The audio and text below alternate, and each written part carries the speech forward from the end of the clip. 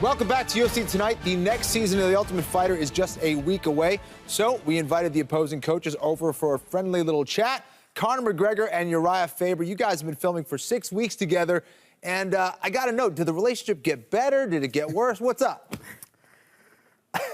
I don't know. We had a good time. Yeah. There was some tense moments, but overall, we handled the situation the best way we could. Uriah's a harmless little man. It was easy just to have fun and enjoy the experience. Yeah. Conor was trying to be in his best behavior for good reason. So, no, we had a good time. It was a good time for sure. And, yeah, I think it got better, though, over time. Yeah.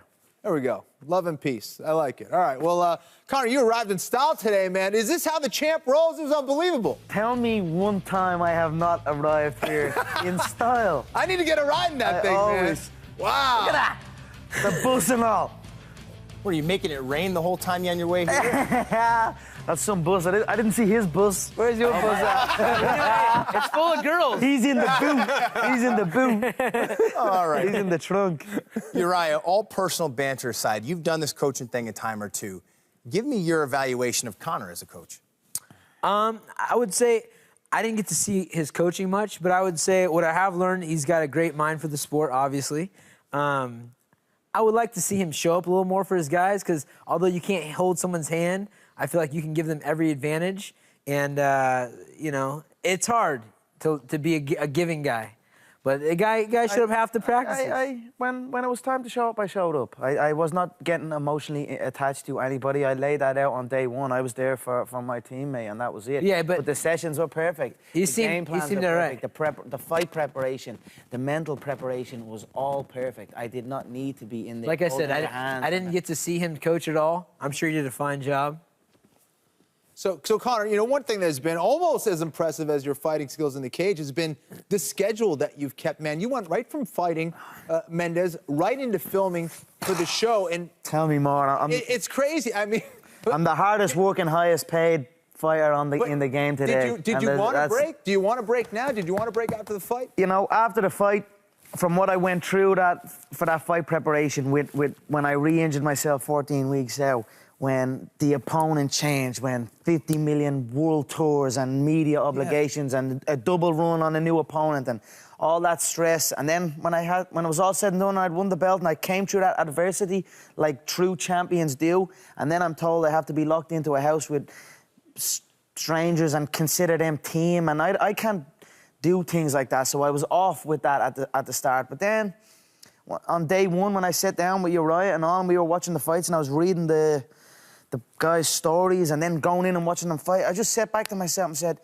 this is a great life. This is what I do this for. This is the experience of a lifetime. If I carry on with this approach that I don't want to be here, it's a negative approach and it will just bring more negativity into it. So I embraced it. I had fun and that was it. Right now we finished shooting last week. I came out here to Los Angeles, the beach, for a couple of days, and I honestly feel reinvigorated.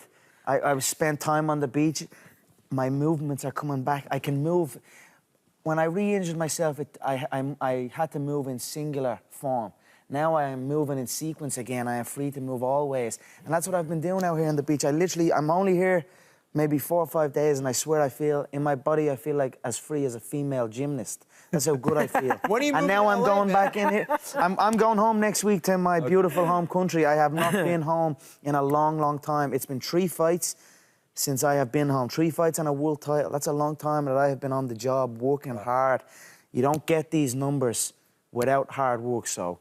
But I am looking forward to going home. It's going to be a monumentous occasion for me to go back with that gold belt. And I feel, from what I came through to where I am right now, I feel reinvigorated. I'm ready to go put that work in, and I'm ready to go and get that next number. And that's that. Wow. And you talked about when you get to finally read the stories and watch the guys. You know, Urijah, you've been around the sport. You're a pioneer. Is there anybody on this show that you can truly say, wow, this guy is a talent. He could be a contender one day? I feel like there's a lot of guys on the show that have the right mentality. And we've talked about that before, that the mentality is what makes a champion. And then getting the right, nutrition and the right, input and all the things to fall into place. some great luck on top of some hard work. That's going to be the deciding factor, but I think there's definitely some potential at multiple weight classes. We have 55-pounders, we have 45-pounders, maybe even some 35-pounders on the show. So, you know, it's proven this. The Ultimate Fighter has brought a ton of talent onto the scene. Guys like, you know, Florian and guys like TJ Dillashaw and on and on and on. So TJ was KO'd on the show, though, right? is that TJ? He was KO'd on the show, right? No, I don't think so. Was he not KO'd on the show? I thought he was I don't KO'd believe by so. that. Finale. The finale. He didn't get KO'd. Right. He didn't get KO'd. What happened? Yeah. You're right. That's a fight. That's a fight that Conor He's a doesn't little want either. twerp. He's that's a little another twerp. fight. Come on, he is a twerp. I'd smoke him. You shouldn't be letting him in your because he's a snake in the grass. And I told you that to your face. You brought him into the TUF thinking he was there to help you, and he was there to help him. He's a snake in the grass in your. You need to figure that out and stop being a. Then maybe go and take him out. Doesn't want either. Go and take him out and build some numbers and entice me. Because right now I'm giggling at his little ass numbers. What can he bring? He bring none. He barely makes 6 figures a fight. And rightfully so, he barely makes that. Because he barely brings 6 figures a fight. Would you take a fight against I'd Dillashaw? fight anyone. I'd fight you, him, and him all at the same time. He doesn't As long as the want- numbers are right. Don't want that fight. I want that fight. Are you serious? I'm going up against supposedly the pound for pound #1, and he's groveling at my feet, begging for mercy. So as far as I don't want a looking fight, for that come fight. on. Jose's quaking in his boots, and he's supposedly top of the pound for pound list. I have my eyes on Jose killing the featherweight division and going up and destroying that lightweight division as well. Little TJ and his You'd little be ass smart numbers. to get out of there before Chad gets his rematch, or TJ can get a fight, or myself. You should have not brought him in, and that was your moment to kind of build it up, and you let him come in. It was like he took over. You came in, you brought him from high school, you brought him up to the TJ's my game, boy. he ran. He's not your boy. Come on, they ain't no he- boys in this. He's not your he doesn't boy. like Come on, TJ. he's not. I don't mind him. I mean, I just don't. I sense disloyalty. I sense a snake. And I'm gonna say that when I see it. So it's not that I don't like TJ. He's all right. He's harmless as well. Little short ass, you know what I mean? But I just think he needs to man up. But as far as not wanting to fight him, come on, the numbers is little ass numbers compared to where I'm at. They're all down here floating, fighting amongst each other, and that's cool. But right now I'm on a different fight. I'm fighting a different fight right now. That's fighting what I'm saying. Aldo.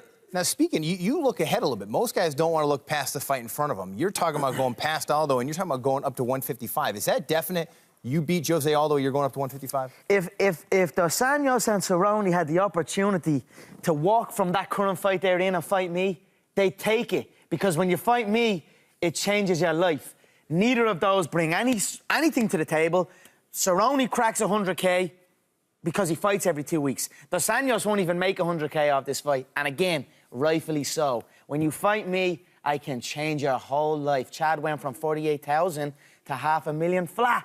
And that's the show up and Let's get be your honest. ass You don't whooped. know what people are making in general. You're I know every you got number. The McGregor Every rule. number I know. You got the ones on the There ain't inside, no on number the I don't outside. know. Donald There ain't Cerrone's no got a number. complex. You don't know Disley. He's got a complex out there at his ranch. I think he cracks a little bit more than 100K a fight. Chad Mendes. He does ain't well. hitting 7 like me. He ain't hitting multiple 7s like me. But is that when you- And multiple 7s straight. Everyone else gets dripped their money. I don't get my money dripped. Let me tell everyone here. That Bentley you drove, No dripped money pay-per-view. on the street. No as you drove up pay-per-view here. drip. I That's walk a out rented and Bentley, get a check by the way. straight into my So, account. Conor, are you motivated? rented Are you Bentley. motivated by numbers at this point, or are you motivated by the challenge at this point in your career? Numbers, gold, money, movement. These are things that motivate me. Yeah. That's It'd be a it. bad thing for your bank account to give Chad a full camp. You said you'd I do respect that you have that excuse because It's not an excuse, you did a great job. if I went from 48,000 to $500,000 flat, I'd want to make an excuse and get back up in there and try to get that big money fight again as well. So I don't blame that. But me and Chad personally know the shape his body was in and the shape those body shots. He put in. knows. Show me better body shooting in the history of the game. Show me better body shooting in MMA where a man has been shut down in his asked Chad- body where he I can't asked even Chad lift his personally. hands I because said- 'cause I was to listening, I protect said- his face. I said, was that I right, killed Chad? the body and then I said, decapitated he the hit you in head. the body? It He was said clean, no. clean work. He said no.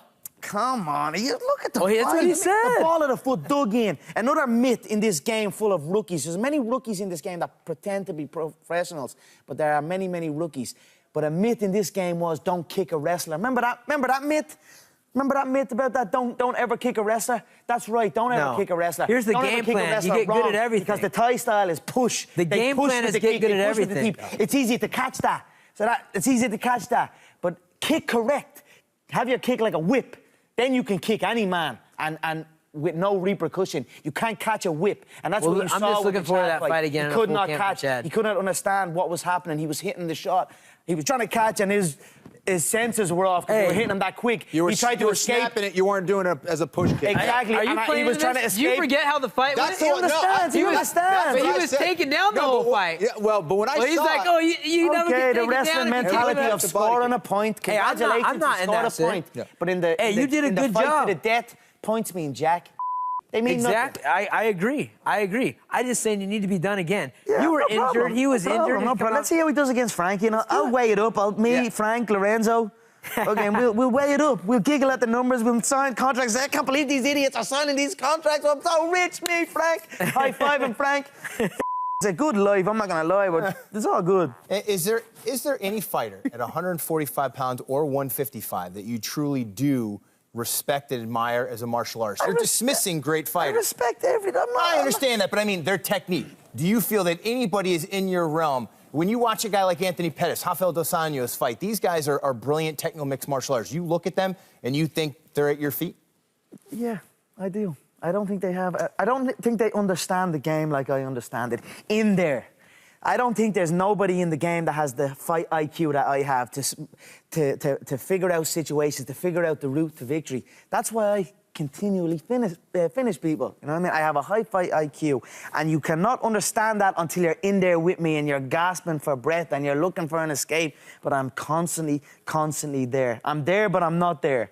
So I feel I'm ahead of the game. So that's it. Well, what more can I say? Hey, There's no doubt he's very good. He's not so far ahead of the game. There's some great matchups out there. And I'd like to see him too. Hey, the truth is, it doesn't matter what's said because it's all gonna be seen. Mm-hmm. So that's why I love this game. It's the best game in the world. And I can talk, and people can say, "Guys talking," and then time after time after time, I go in and do exactly as I said I would do. Go back and play the tape on how I said that Chad fight would go, word for word. Yeah. Word for word, I said it. I said, like I cannot. I'm just too good at this game. I don't know what it is. How does the second fight go with him? It's hard for me to even think of that right now because I'm still cutting up his body and eating it and cashing his money. You know what I mean? He's got Aldo next. It's hard for me to even. I'm still feasting off of that corpse. How am I going to bring him back to life and then say, okay, I'm going to whoop you this way now? I got to give that time. Let's see how he handles Frankie. Let's see how he comes back after that devastating KO because that was a bad KO. You see how his hands went, his body couldn't back his face, and then his chin went across his whole face and he was down.